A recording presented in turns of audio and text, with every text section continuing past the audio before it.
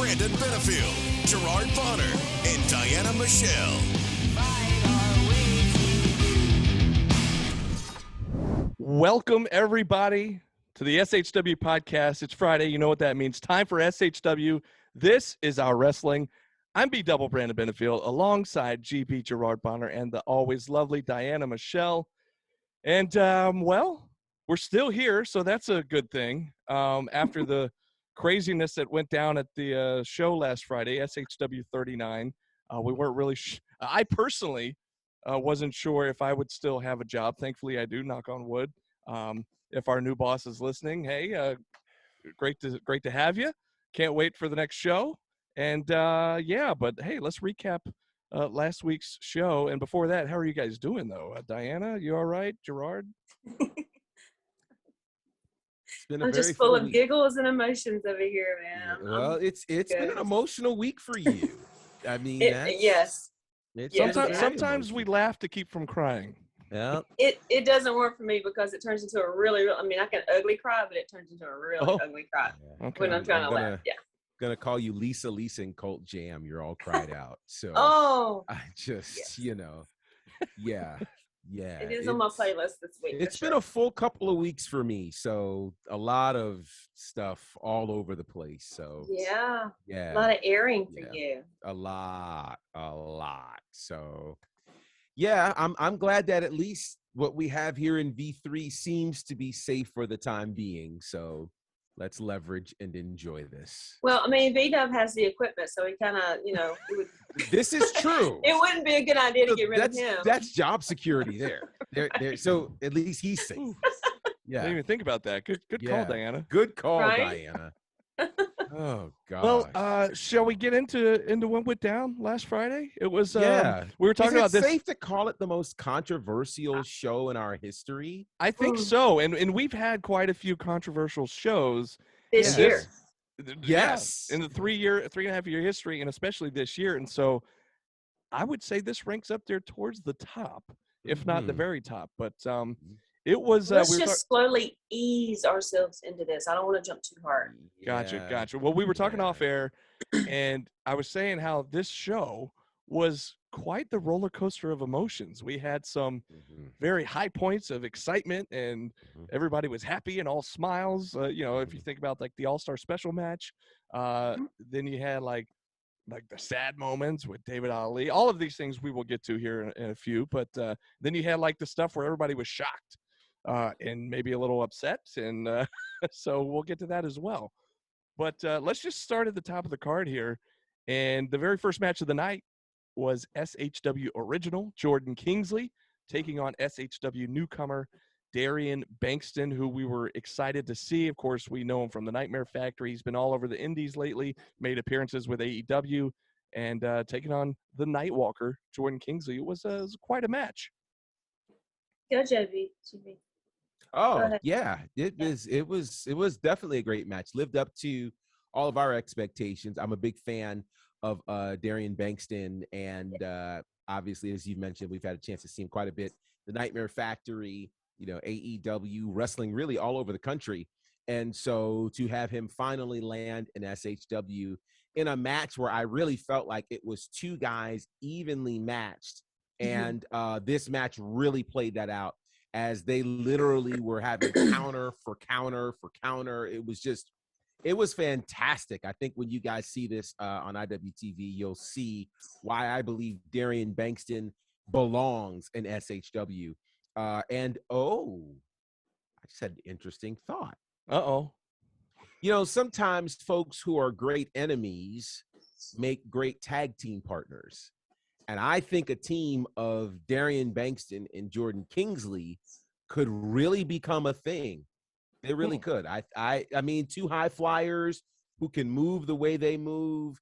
I think they could be a real thing. So, yeah. That's welcome, an idea. Darian Bankston.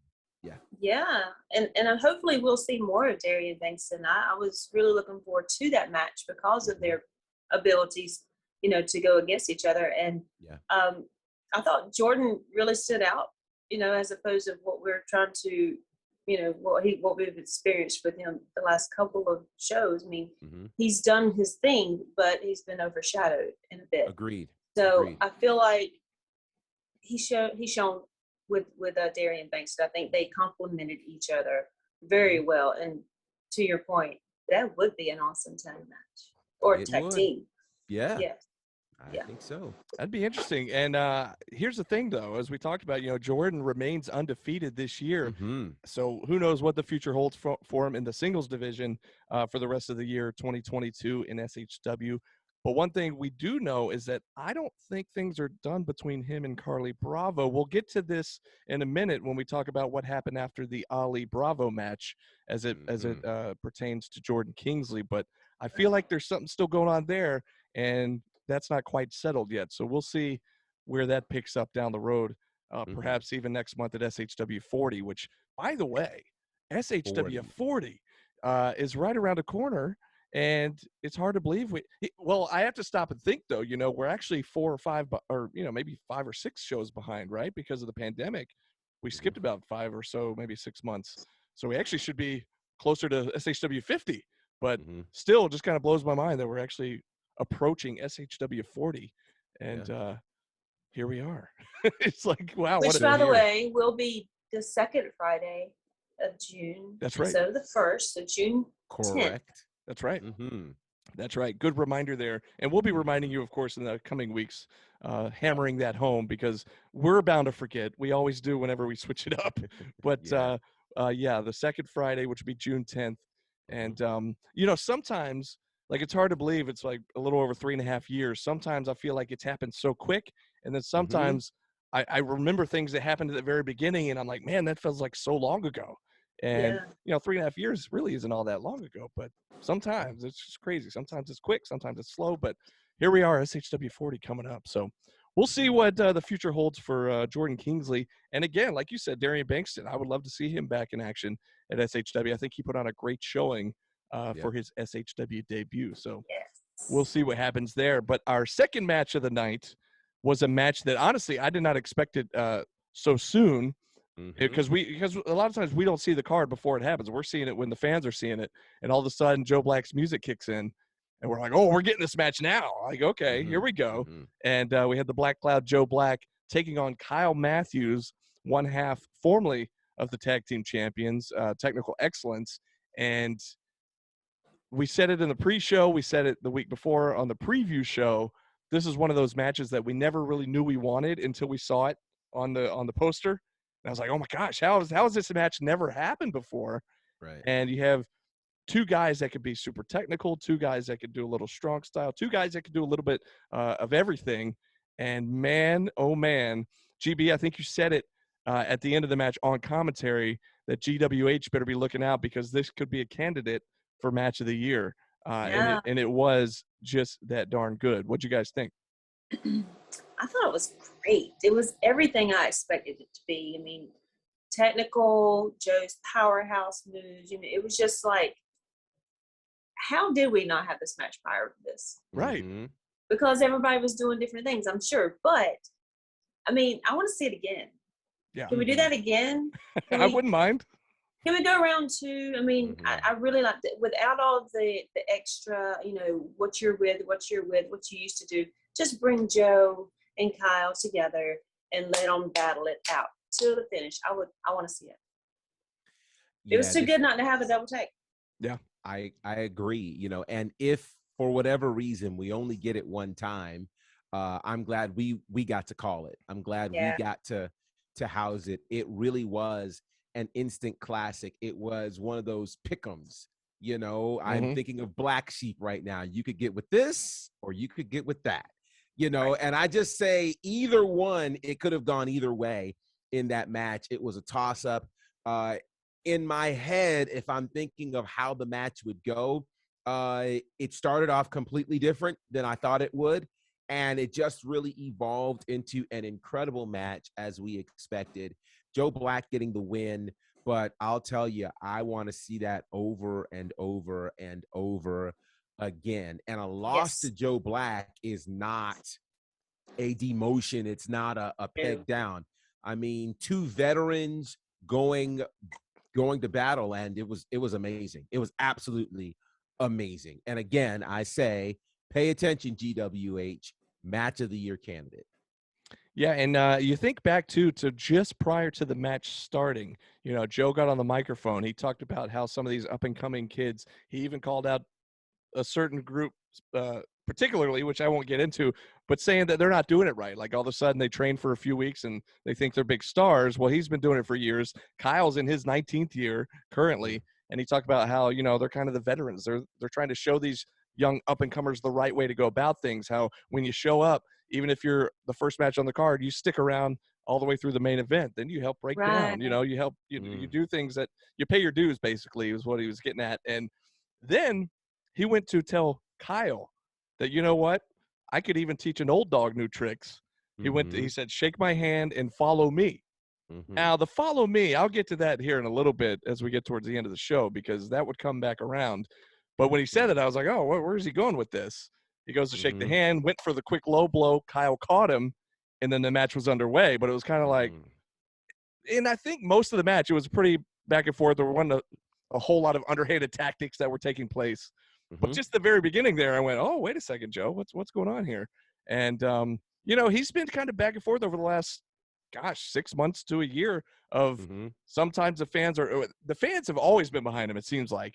Sometimes he's embraced that, and then other times he wants nothing to do with it. So it's kind of not really sure what to make of it. And again, we'll get to what happened at the end of the show, because now I think the fans are feeling some kind of way about Joe Black and who he's currently affiliated with, but we'll get there. After that, third match down on the card was the Tank Open Gauntlet, which we weren't quite sure what to expect here. We were told ahead of time. We were told, well, I thought maybe there'd be a little bit more deathmatch style stuff happening in these matches, which I just wasn't sure, because we were told ahead of time that I believe the Reverend was kind of making the rules for this whole gauntlet. And but we did get a few SHW debuts, some longer than others. The first couple were fairly short. The third one actually lasted a little while. But let's start with Eddie Honcho, Edible Eddie Honcho, if you will, who I had seen at other promotions before. So I had seen the whole entrance and the excitement. He's got MC Hammer playing. He comes out dancing. He's got the flashy outfit and the sunglasses. And I'm a fan, it's a lot of fun, but it's a weird contrast when you're getting in the ring with somebody like Tank, who's the bloodbath behemoth, the strong style psycho, the deathmatch legend, and then Edible Eddie Honcho. And maybe that was his strategy to distract. It could have been. It could have been. I mean, he jumped right on the attack when he jumped in the ring, and I think all the flashiness kind of was a distraction. It was a distraction for me. So maybe it was for Tank as well. I don't know. But real quick, I'll run through it. It's Eddie Honcho. Then you had CJ Lawler, Xavier Reyes, and supposed to have been the Georgia Avenger. But let's talk about these other guys first. What did you guys make of all those guys? Honcho, Reyes, CJ Lawler. What do we think? Well, I did, in fact, remember Honcho. I mean, that's inevitable. I can't say I did about CJ Lawler. I don't even remember. I think he lasted the least amount of time. He was pretty much in there real quick and right back out. Yeah. I don't remember him getting in the ring or I don't remember that. Well, you must have blinked, because if you blinked, you missed I must have, or I don't know. Maybe I was distracted. Maybe I was watching Eddie. I don't know. But it's Javier Reyes did impress me. Yeah. Oh, so we were saying Xavier Reyes. Were we saying it wrong? Yes. Whoops. Well. But it's okay, because my apologies. I was too. Javier. I was too, until sorry. I learned. But it's Javier Reyes, and he was in there a good long time, and I mean, withstood some blows from Tank, and I was, I kind of sat back. I was like, okay, we got a contender, maybe. Let's see what this guy can do. And unfortunately, he didn't come out on a good note, but I think he did a good showing for that first one. Yeah. We'll get to the Georgia Avenger, I guess. Yeah. Poor guy. I have to give all three of these guys credit, because there's no way I was getting in the ring with Tank, and I didn't think that there'd be anybody who'd be willing to take the challenge. But they all did, And again, Honcho is Props. memorable. He is memorable. And my fear is that in him calling himself edible, that name might have been prophetic, as he might have been completely eaten up by Tank. And that's kind of what happened, actually. And then CJ Lawler reminds me of a California hamburger. He was in and out. And so, yeah, I'm good. I'm Poor totally good. guy. But it was Javier Reyes. I was really impressed with him. First of all, his size, tall guy, really brought the thunder. He lasted with Tank a lot longer than anybody thought he would. And so I'd be intrigued to see if he can perhaps fit into all things SHW. I think he's got a great look. And I think he could be somebody that could be a contender. So congratulations to all three of them for having enough courage to step up to this gauntlet challenge. Yeah, I still was laughing to myself later on because when Honcho came out, it said it on his vest, the Pillsbury Playboy. And I said, here comes the Pillsbury Playboy. And GB said, I'm sorry, did you just call it the Pillsbury Playboy? I said, that's what it says on his vest. I mean, look, I've worked a lot of shows with this guy, and it's always, I have to ask him, is it Playboy or, because I want to say Doughboy so bad. This reminds me. Do you guys, I'm going to go back a second. Do you guys remember Playboy Buddy Rose? Yes. So this is like a reminder of that. Like Playboy Buddy Rose, which the fans would call him Doughboy. Right. He was like nearly 300 pounds and fancied himself as 215, he was a Playboy. And so it reminds me of that. But to that end, the courage and the confidence that Eddie Honcho has is remarkable. I long to have that level of confidence. I'm not there yet. Well, he comes from he's a descendant of another wrestler in his family. Now, I cannot recall the man's name, but we will find it. And a long lineage of Playboy. Well, at least his dad was a I don't know. As a matter of fact, it was Playboy Buddy Rose. As a matter of fact, well, how about that? How about that? I'm starting rumors. That's not true. Yeah, you are. I don't think. I don't know. I'm not sure. I don't think. But anyways, so at that point, Tank was 3-0 with the gauntlet. There was supposed to be a fourth person coming out for the gauntlet, and it was the good old Georgia Avenger, who we've seen a few times in the history of SHW, and he sort of made his way out to the stage, not by his own volition. He was thrown out of the curtain because apparently he had been taken out backstage by one Gunnar Miller, the People's Captain. So and then it appears that Gunnar is going to enter this gauntlet as he makes his way to the ring. Well, as I said, the Reverend is making all the rules, apparently. The Reverend says, nope, the gauntlet's over. Tank is your winner. That's it. And so they go to exit, stage left. Meanwhile, Gunnar's in the ring, gets the mic, and does something that completely shocked me and probably a lot of the fans and you guys as well. Because after all this talk about, like, trash talk from Gunnar about deathmatch wrestling and about how he thinks Tank, he doesn't give him any respect, doesn't consider him a real wrestler because he's into deathmatch wrestling. Gunnar challenges Tank, and then not even just a challenge. He actually already has it on paper. The papers have been signed by management for next month, SHW 40. We're going to see Gunnar Miller versus Tank in a death match. Gunnar Miller calling out Tank for a death match. Tank's specialty.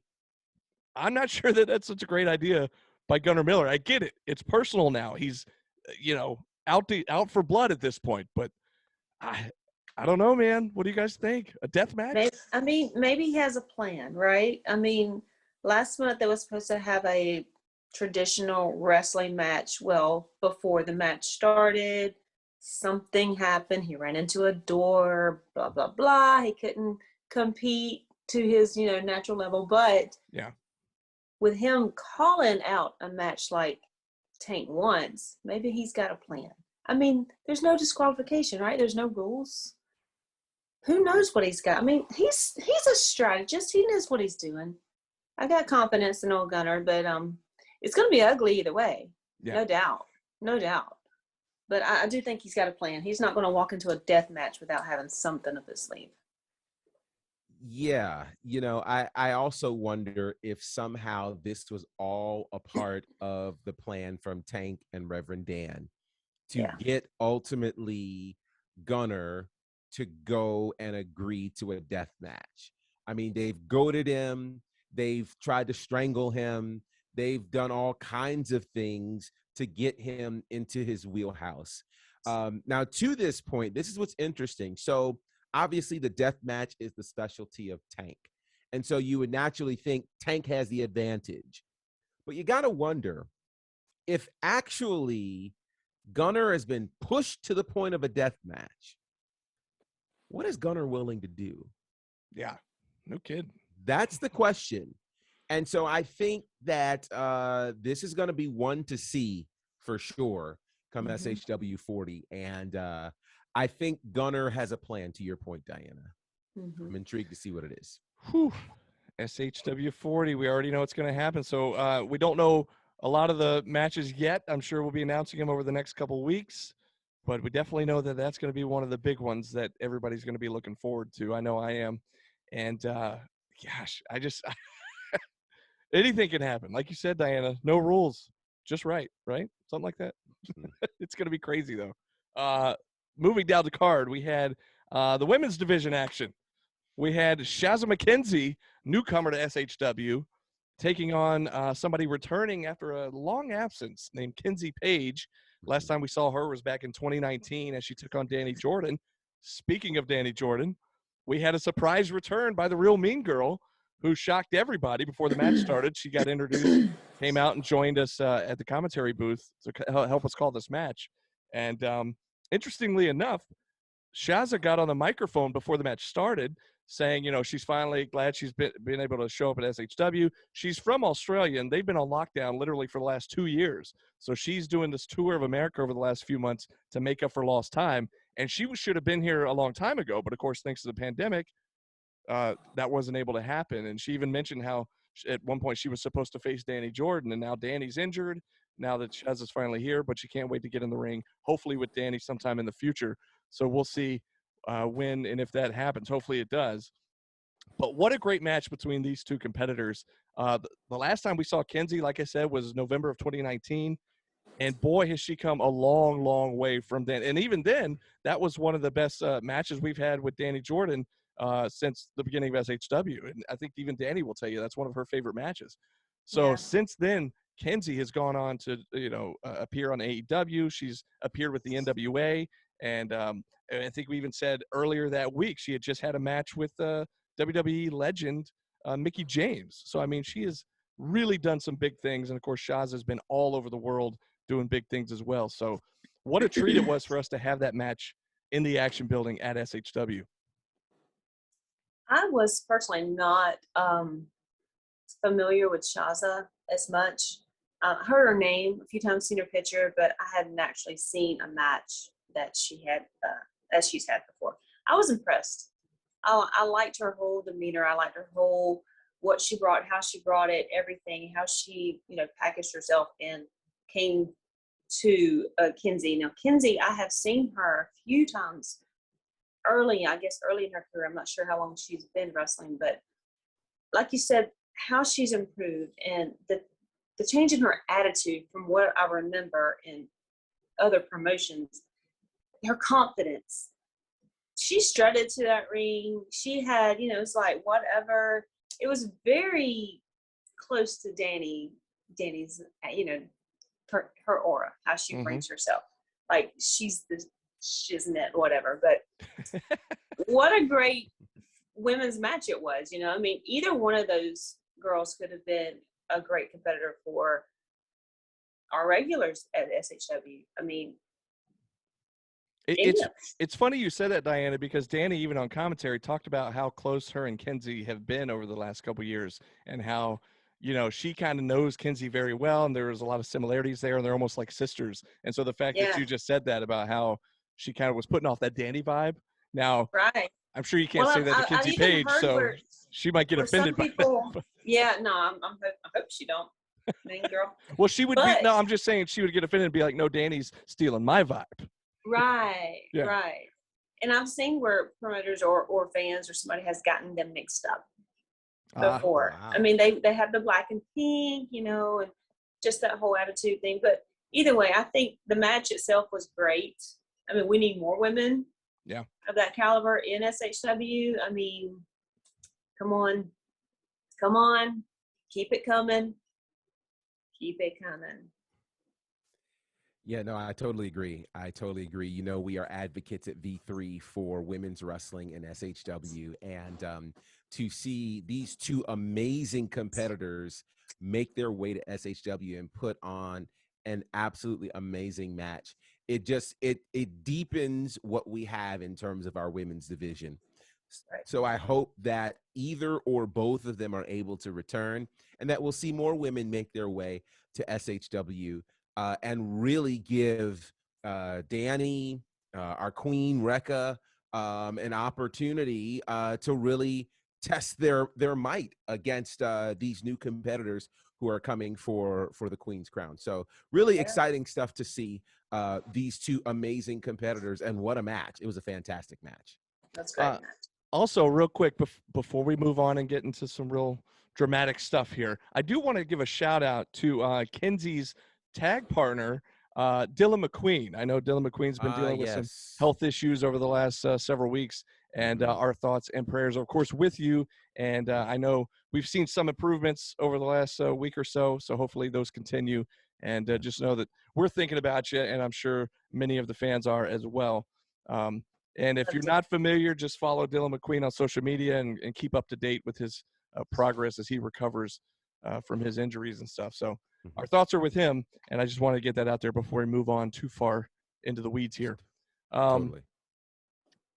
Here's where I'm hesitant to get to this, because as I'm looking at the card, like, this is the match I'm like dreading to get to, but we got to cover the whole show. So here we go. First of all, we thought this next match was going to be our big main event. Gary Lamb came out to cut his promo, as he always does, welcome the fans, all that good stuff. He had some maybe not so kind things to say about Dylan James's opponent, Cruel, as well as Brooklyn.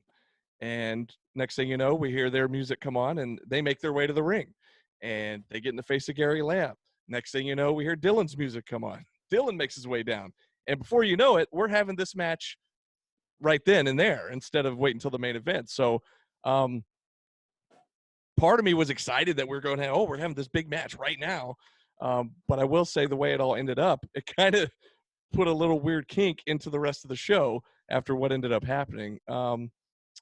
If you haven't heard yet, then you haven't been paying attention to social media, because what ended up happening was in a chain match, much like a traditional strap match, you're attached by a chain. You have to tag each corner consecutively, 1, 2, 3, 4.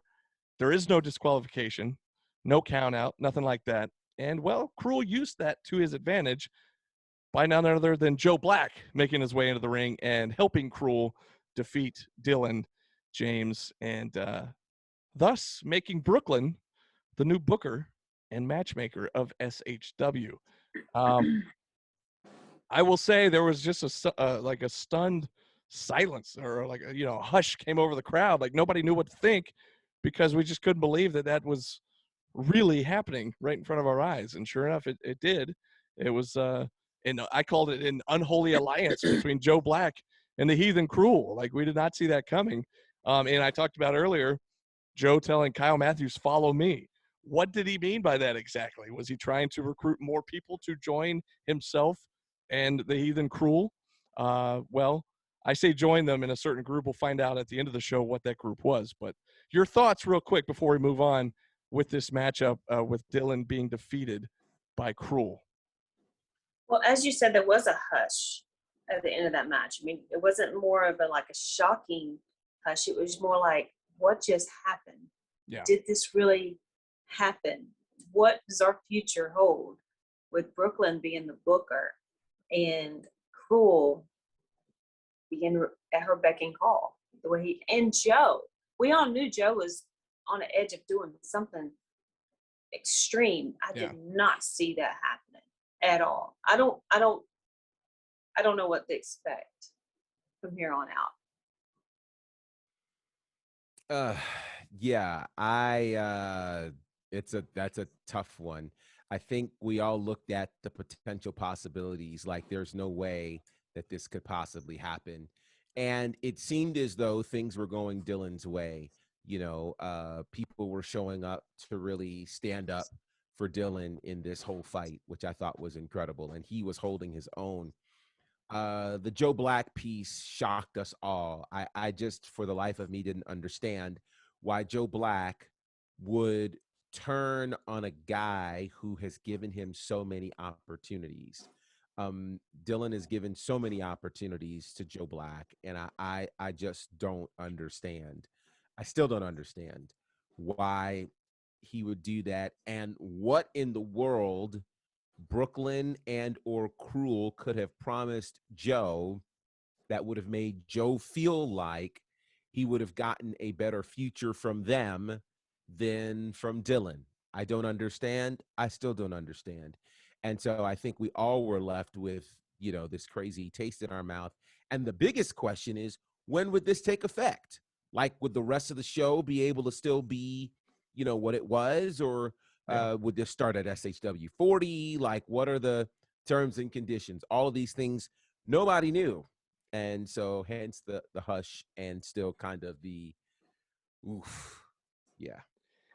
I will say that after that chaotic match and the outcome of that match, the All-Star special match could not have come at a better time, because Yes. when they come to when they come to the ring, it's always a party. Now that they're the tag champs, we called it a championship party, but we never know what's going to be in the jukebox, but it's always something fun. It always gets the entire crowd singing along.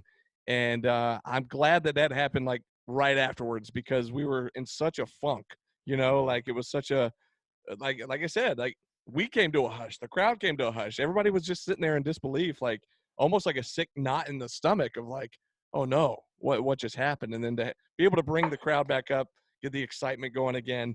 And TSF making their official SHW debut. We talked about it at the show that they had appeared on the pre-show at Still Here 3 last October, making an unofficial debut. So this was an official debut for them. And what bigger stage than an SHW Tag Team Championship match? And I will say, the boys showed up. They put on a heck of a show. However, not quite enough for Huck and Hanson, who were successful in their very first title defense, and had a lot of fun there. And it was weird to be able to have fun after what had just happened, 10 or 15 minutes prior to that. But anyways, what'd you think of the tag title match? I enjoyed it. I thought TSF was a good competitor and competition for our tag champions. I do think they were a little bit more ballsy than they probably should have been. Yeah. Who takes the man's belt while they're doing their entrance? Come on, man. Who does that? You're new here. You don't really know what's going to happen. And this man was in a dog collar match with Joe Black. Right. You gonna just take his belt and walk away like you? So they got their just desserts, but all hell the ASS.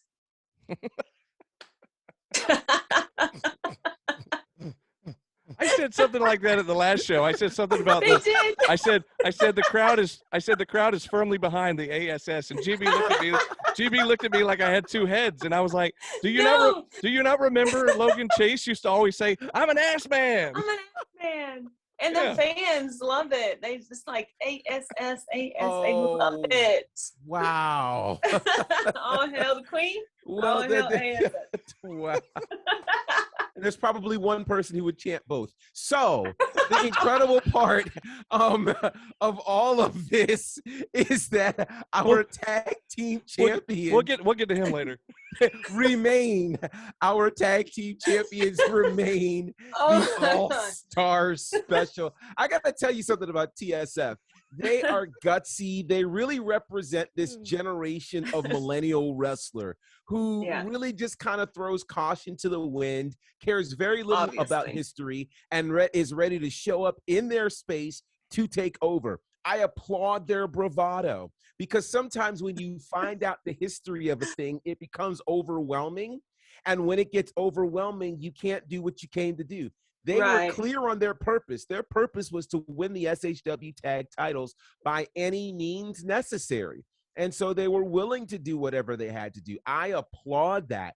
The only thing is, for as long as it's taken All-Star Special to win these titles and for all that they've gone through, they were not willing to just let these things go because of a new young hot tag team. And so they really proved their worth. They proved why they're the tag team champions. And I'm looking forward to this reign from All-Star Special. I really am. We've seen them mature and grow as a tag team, evolve.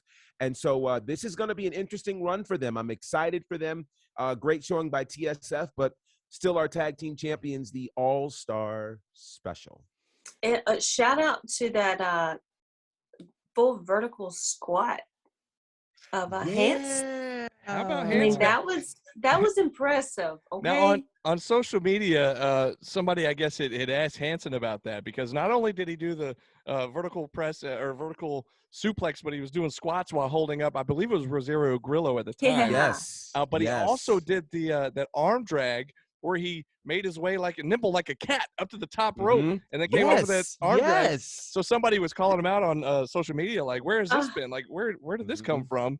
And Hanson said, "Oh, I could always do that. It just was never the right time." The right time, yeah. And that's what's intriguing, because if you're studying film on All-Star Special, you don't expect any of those moves, right? No. So that's what's going to be dangerous about this run. They are getting better. They're in the best shape of their career. They're losing weight. They're becoming more agile. So all of the tape you might have studied may mean nothing when you go and fight them now, because they're going to break out all these new moves. Yeah, they got a lot in their back pockets that nobody knows about. Yeah, absolutely. I mean, Huck is doing moonsaults off the top rope, for God's sake. There it is. Could you imagine being the opponent laying on the mat and you look up, like you're knocked a little loopy, right? And you're laying there and you kind of come to, and your eyes clear up just in time to see big old incredible Huck doing a moonsault from the top rope. I mean, can you imagine? Whew. Yeah. No thanks. Probably be your last memory. Right. I'll sit at my table. I'm good. I'll stay. Yeah, exactly. I'm staying out of the ring. That's anyways, props to All-Star Special. And who knows, TSF put, a good showing for their official debut, and maybe we'll see them down the line in SHW as well a little bit more. But good showing all the way around there, and a great tag team title match. Okay, here we go. Here's another match that I was kind of dreading getting to talking about, but we got to get through it. So here we go. We were actually joined by another guest on commentary, the one and only Captain Sean Dean, making a return to SHW after a lengthy absence, making a return to join us on commentary for this next huge matchup. Two former brothers of Overkill, Carly Bravo, taking on David Ali, our savior, in somewhat of a farewell match. Of course, as he told all of us, this is not goodbye. This is see you later. So, but we do know it will probably be a while. So it was somewhat of a farewell match as he is off to Chicago for the next big phase of his career. And what a great match these two put on. And it just got a little emotional, as the match went on, as we start realizing, like, wow, this is going to be, you see Diana there. Yeah, okay, maybe a lot emotional as we start realizing towards the deep waters of the match that, oh, wait, after this match is over, we're not going to see David for a while. And, it was one of those things. I think I may even mention on commentary, GB, that a lot of times we talk about moments at SHW. It may not be a particular match that people remember, or like a full match or whatever, but there are different moments that happen throughout the shows that people are going to go away remembering. And after that match was over, the way the crowd was chanting for him and cheering for him, there was nobody seated. Everybody was standing. We were standing. He's going around giving hugs to everybody, and came by and talked to all three of us. And man, talk about that lump in the throat moment. But that was one of those big moments that I think a lot of people are going to remember for a long time. But overall, great match. It was great to have Captain Sean Dean with us on commentary. But man, at the end of it, we were kind of a bit of a mess there at commentary. We had to kind of regather our emotions before the big main event. But how you guys feeling? I know we've had a few days to recover. We've all talked to David a little bit since then, and of course he's moving on now. But how we I haven't doing? recovered. I still haven't. It really hit me as he came out of the curtain, and I was. Hold on. Hold on. God, I hate you, David. Oh, okay. I can't get through it. I'm sorry. I was about to announce him for the last time. He's going to laugh at me when he sees this back because I'm crying almost out already, but that really hit me hard. Yeah. I had to force myself to get it out, but it was an amazing feeling to be able to do that, to be able to be the one. And for you guys to call that match was great. And I don't want to shed any shadows on Carly because he did awesome. And oh my God, what a heel he's been right now. I mean, yeah. He was going to take the bat to David on his farewell match, right? I mean, come on. By the way, what a boost to Carly's career to be able to say that he defeated our longest reigning. Sorry, GB, I feel like I'm probably stealing your thunder, so I'll let you take this. Go for it. Go for it. But yeah, like our longest reigning guns in the chamber. Our longest reigning champ, and here comes Carly, who's still, he's coming off his rookie year, which was a phenomenal rookie year. He's been phenomenal so far in 2022 as well. Right. And, proving that he's not just a replacement at SHW. He is turning it into the Carly Bravo show. And what better way to do that than to defeat somebody like David Ali, not only our longest reigning champion, but on what he knows is a very special night for David Ali and a special night for the SHW crowd and us. And the fact that it's David's farewell match. So for Carly to come in there and steal that victory, man, props to him. But also very sad and emotional for the rest of us too with the David situation. But yeah, I really expected David to come, to go out and with a win instead of being humiliated that way by his former brother. He hugged him. He was welcoming him to the table, so to speak. And to have him do that was just like, really, come on, But very emotional night. I mean, the fans did not cease to show him more and more love and chant those hallelujahs. And how loud was that crowd? I mean, despite the silence I talked about earlier, in certain moments of the night, in this match especially, boy, were they hype. They were so hype. We're on commentary with Sean Dean and GB, we were like, we could barely hear each other, we got our headsets on, but it was just so loud in there at certain points. Yeah. It was great. It's really a testament to what he's done in Georgia wrestling. And like I said in a post or a comment, I mean, we would be so selfish to want him to stay. So with that, I bid him goodbye until I see you again, but my heart hurts. Yeah. Yeah, there's a lot that can be said about David Ali. And the crazy part about this is there are so many things happening at the same time. Right. So there is the departure of David Ali and the acknowledgement of what he has done in SHW from the very beginning up until this point.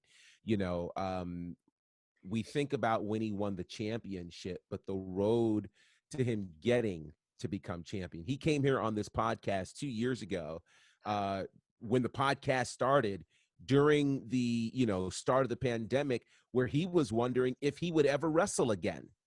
He literally thought his career could be over because he didn't know he had the love for it anymore. So to see him go from that to having the best year of any wrestler, and no offense to anybody, but, it does seem odd that he did not walk away as Wrestler of the Year in 2021 because he clearly had the best year from start to finish. And for all that he's done, and it's just, it was an opportunity to be able to pay homage to him in acknowledgement of what he has done for SHW, for Georgia wrestling. It's something that's special, and I won't have enough words to express my level of gratitude, appreciation, and pride for what David Ali has accomplished in this business. He is the poster child for the people that they say can't make it, that turns around and becomes the best in the business. Yeah. And so, you know, I love the fact that we all got to experience it together, and we all got to be part of this journey together. We contributed to each other's roles in all of our rise here in Georgia wrestling and in independent wrestling. And so I salute him. And at the same time, this lends way to the rise of the star that we have seen for the last year, named Carly Bravo, for all of the conversation that happens about David Ali and for all of the praise we just heaped on him. Let's remember that one man beat him that night. Yeah. That was Carly Bravo. Carly Bravo is a major player. From the first day we saw him, we said he was a star. Yeah. It is undeniable now, after you pin the shoulders to the mat of the longest reigning champion of our company's history, the most defenses. He is that guy. When you beat him, everything changes. And I have to say, I think as we're watching one star ascend to another space, we're watching another star come and literally rise in our galaxy. And I think we need to get ready, because I don't think there's much that's going to be able to stop Carly Bravo. Just like it was with David, where it was such a fun ride for all of us to get to witness firsthand, you know, where he was and where he's going to and going to continue to go to. It's the same thing with Carly, you know, and a lot of these guys and girls. Like it's cool from our perspective to be able to sit in the commentary booth, sit at the timekeeper's table, and be able to see these guys firsthand in like their early stages, and to see where they've, you know, Alan Angels, for instance, or Theories. I almost said Austin Theory, but just Theory. You know, but there's a lot of folks that we've seen come through the doors of SHW that have just gone on and done some amazing things, and it's been a privilege, and especially for David. You know, we all talked to him privately. We talked to him after the show. Well, we've messaged back and forth, and you know, he knows we love him. He knows I love him, and he knows that it was just an absolute privilege for us to be able to call some of those matches and be a part of his journey. Like you said, GB, couldn't have said it better. So very bittersweet, you know. It's been so great. And Diana, you touched on this. Like, selfishly, I wish he would stay, but you know, it's going to be cool to see where he goes from here. And I know it's not goodbye. It's just see you later. And we'll see him on down the road. And who knows? Maybe we'll all end up calling him on national television sometime. Who knows? Calling one of his matches. We'll see. But that brings us to our big main event of the evening. We thought the main event was going to be the Cruel Dylan match that took place earlier in the night. But this was our big triple threat championship matchup as Owen Knight defended his SHW title in the biggest, both figuratively and literally, match of his career. And the thing is, GB, I said that last month. I said it was his biggest match, both figuratively and literally, when it was just against Cyrus. They one-upped me, because now it was even bigger than that, because it was Cyrus and Judas. And, well, here's where things got a little crazy. GB, you talked about earlier with Brooklyn taking over the reins as Booker. We didn't know when that exactly would go into effect. Was that going to happen at next month at SHW 40, which is what we kind of assumed, I think. But you know what happens? They say what happens when you assume. And so you become tag team champions. Well, there you go. Nice callback. Thank you. What ended up happening was the two big men, they fight into the crowd. They head towards the back, which, by the way, I'm thinking to myself, and I said this before the show, during the pre-show, I was like, there seems to be more of a personal issue there than their focus on the title. As far as Judas care about the title. The thing is, though, it was one of those things where it was like GB said, it was kind of like a double whammy thing, where it's like, well, they can get their hands on each other, but also perhaps potentially win the SHW title in the process. However, they seem to have too much focus on beating the crap out of each other. And they took it through the crowd. They ended up going back behind the curtain backstage. Who knows where they ended up? They may have ended up in the parking lot for all we know. They're probably still fighting, They could be Who could have gone knows? down the street into downtown Canton for all we know. I don't know, but they broke that barricade and the fans just dispersed, and it was like a parting of the Red get Sea, out man. of the way. Yeah, It was like move. Yeah. We had kids running everywhere. People were grabbing up babies and moving to the corners. It was wild. It was wild. It was crazy, but they left. The thing is, after beating on Owen for a little while, they left him laying in the ring. And I thought, the thing is, triple threat match, no DQ, no count out. So I'm thinking like, okay, it's not like these two can get counted out. Something's got to happen. Somebody's got to get pinned here. How's this going to play out? And then we hear the voice of our new booker, Brooklyn, on the microphone as she's on stage with Joe Black by her side. And she, in her first order of business as booker, is making this match immediately a fatal four-way match. And for a split second there, GB, I don't know about you, but I thought it was going to be Joe, because Joe was right there with her. And then storming through the curtain right out on stage was the Heathen Cruel, fresh off of his chain match victory over Dylan, and he enters the match. And at that point, unfortunately for Owen, he was just kind of picking the bones, because Owen had already kind of been beat down by Cyrus and Judas. Owen did take, I believe it was a choke slam at first, and he was able to kick out. We thought, okay, there's a little bit of life left. But then when I saw Cruel setting up for that scorched earth, I know that nobody kicks out of the scorched earth, and there was nobody around to save him. And that's when all the dread just kind of set in.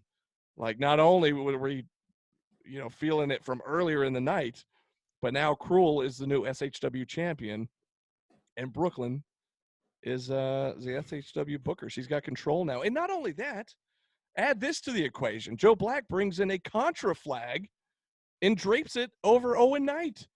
Contra, MLW Contra, you heard me correctly. The faction that ran roughshod over MLW is now infiltrated SHW. Now, of course, over there in MLW, Cruel, over there, known as Mads Kruger, has kind of taken the reins of that faction, and from our understanding is rebuilding it in his own image, which is terrifying because he's a legit monster. And, we saw the very early stages of that the other night at SHW39, rebuilding this faction, starting with Brooklyn and the Black Cloud, Joe Black, as they stood tall, holding up not only the title belt, but also that Contra flag. And I'll let one of you guys reveal the announcement that Brooklyn made at the end of the night, because I'm tired of talking and I'm just still sick to my stomach about kind of the whole thing. So how are we feeling? I know we're not feeling great about it, but your thoughts on the main event? We have a new booker and a new champion.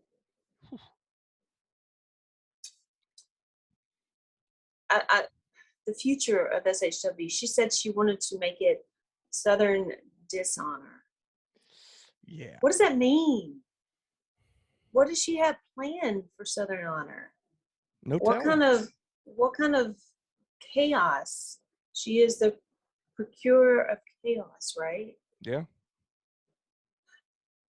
Hold on to your bootstraps, Ellen. I don't know what. I'm not announcing this new match. I'm gonna let GB do that, but so the announcements continue, the shock continues. We find out we've got a new SHW champion, which I'm not sure whether or not to call him a two-time champion, because I don't know if his former name counts or not. And since apparently that gets us in trouble with our new boss, I won't mention his name. I'll just say we have a new SHW champion. We have a new boss of SHW. We find out Contra is here, which, as someone who has watched MLW and watched Contra run roughshod over that company, I'm frightened about the idea of Contra in SHW. So then logically, it would all make sense to me that the first title defense would go to who I thought they give it to is Joe Black, which would be because Joe Black helped them win the whole thing. It would just make sense. It's the payoff for Joe Black. No, Instead, the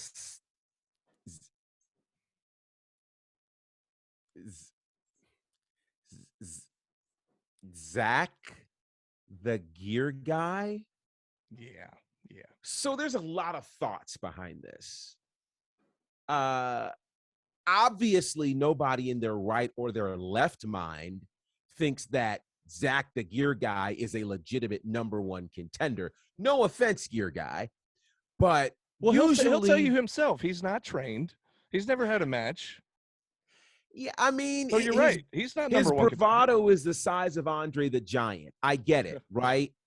But the reality of it is, I think this is indicative of where this new regime wants to go. They're not interested in bringing honor to the championship.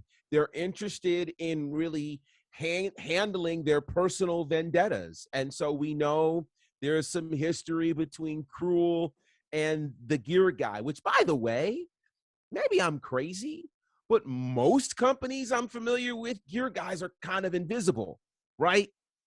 Kind of different here. You know, he's got a whole thing of his own going on. But he was picked on a couple of months back out of the blue. Cruel puts him through a table. You know, now he's gone on social media and tried to challenge Cruel in his, invisible way. But I don't think he ever, really imagined. Although there was this one time where I remember him. See, this is okay. So everybody's in this space where they talk about manifesting and they talk about how your words have power, and they really do. I remember this invisible gear guy actually posting his dream match against Cruel, and he said SHW40. Oh yeah, he said that. Yeah. He said that. Well, real quick, even though he was not trained, and he knew he wouldn't be trained by SH40. I believe, though, it was supposed to be a tag match with Diana and Zach against. No, Diana was in his corner. Oh, that's what it was. That's what his plan was. Oh, okay, now, I don't think that part's going to happen, but we have a situation here, folks. Oh, boy. We've got the SHW champion challenging an invisible being, right? This is crazy. And let me just say this, SHW faithful, let me help you real quick. Because I know we love David versus Goliath. We love the underdog. And there are a lot of you out there who have been pumping up this 100-pound with combat boots soaking wet gear guy. And you've been making him feel like he's 360 pounds, right? Don't do that. Don't do that. This is not what you want.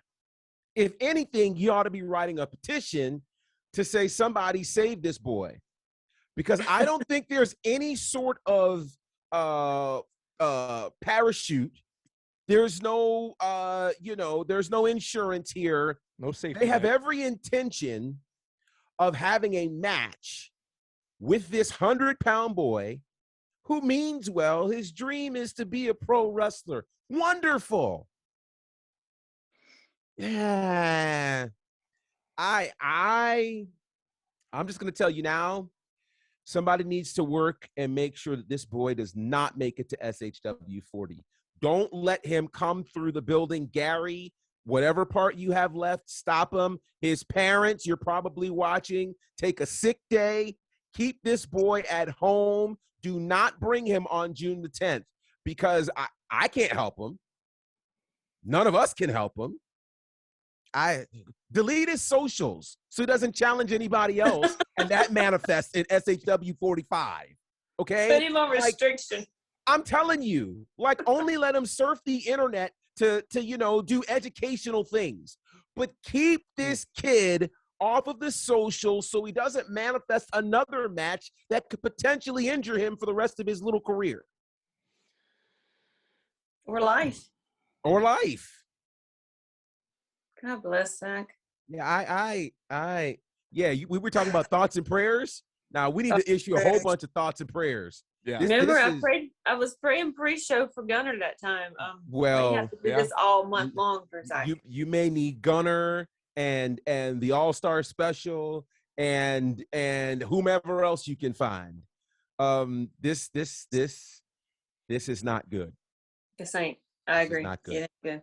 You talked about it earlier, Diana, the procurer of chaos. And that's exactly. I can hardly even say it. That's exactly what's the very first announcement here. I guess I should say her second order of business.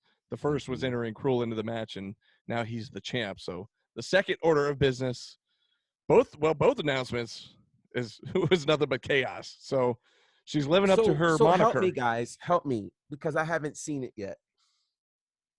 Is there like really gonna be a flyer that says Cruel versus Zach the Gear Guy for the SHW Championship?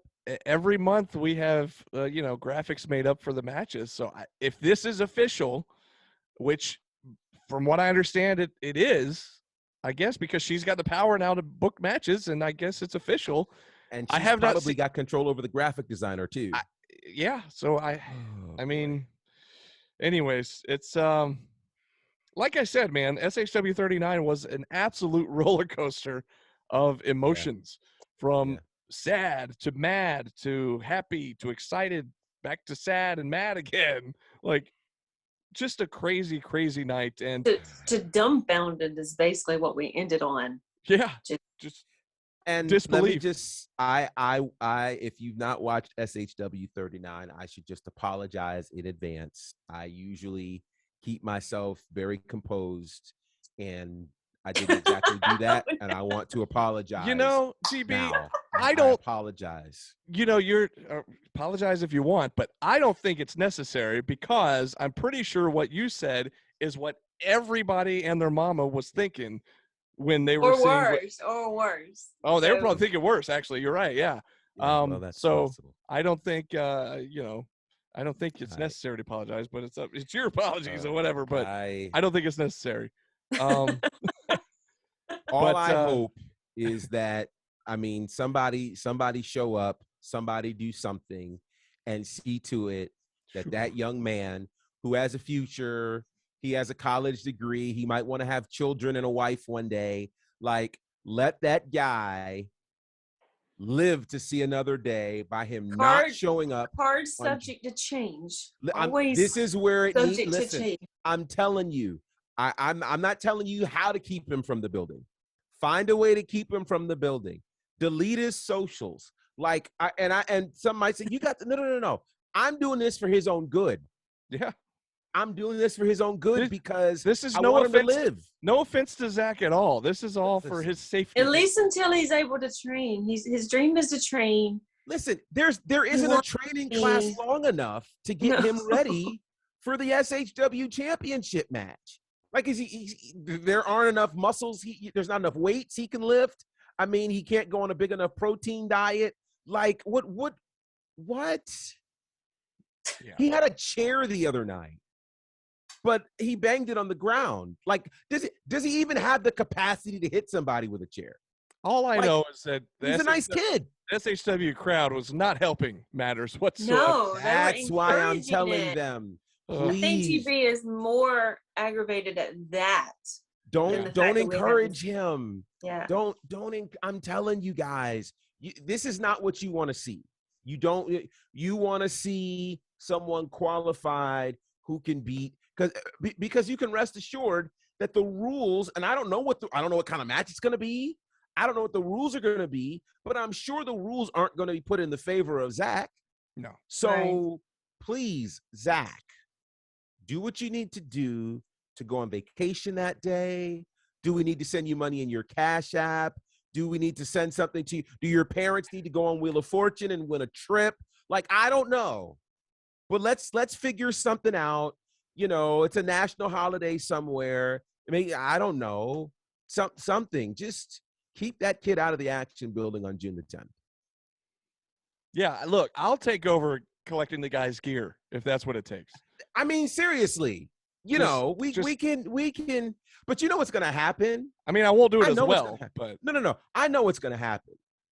He's going to now try to find me on social media and say, how dare you? Don't you know I'm going to be the next SHW champ? So listen, all I'm saying is I'm trying to save your life, son. Like if that's not what you want and you really do want to get cruel in the ring and you do think you're going to be the next SHW champion, I can't believe I said that out of my mouth, go for it. But I'm just trying to save your life. That's all. Whew. Yeah. He did manifest it. He did. Well, yeah. And if you weren't there the other night and you're just hearing about all this for the first time, then yes, it all did happen just like we said, and it was crazy. IWTV will be your friend. Yeah. IWTV, check it out when it gets released, and you'll see for yourself what we're talking about. But it was and if insane. you need to go back and learn how things happened before, go back and watch SHW 38 that came out a week before 39 started. So yeah, or you know what? Just do yourself a favor and binge watch all of them because they're all great. 38 shows in what, 2 days? Is it 2 days free? 5 days free. 5 days. Yeah. Use the code SHW, 5 days free, and you can watch 38 shows, 39 shows. Yeah, no problem. As long as you're not doing anything else that week. Nothing else. And don't sleep. Yeah, wear a diaper. It's that good though, folks. It really is. So good. You're not going to want to miss it. Have it on your phone and whatever. You can go to the bathroom with it. Anyways. Absolutely. Yikes. Oh, okay. So let's just move on because I'm tired of talking about this sickening thing that happened, but it is what it is. It has happened, and now we will move on. SHW 40, June 10th, the second Friday of June. Ready. And we will hammer that home the next few weeks. But, yeah, we'll be back next week. But, hey, before we go, you see what I'm wearing. You see what GB's wearing. I love the red one. Yay. Yeah, how about that? ProWrestlingTees.com/SHW pod. Pick up all of your SHW podcast merchandise and support your favorite podcast. Hey, that's us. That's V3. But, hey, we will see you back here next week. Same bat time, same bat channel. But until then, this has been SHW. This is our wrestling. There you go.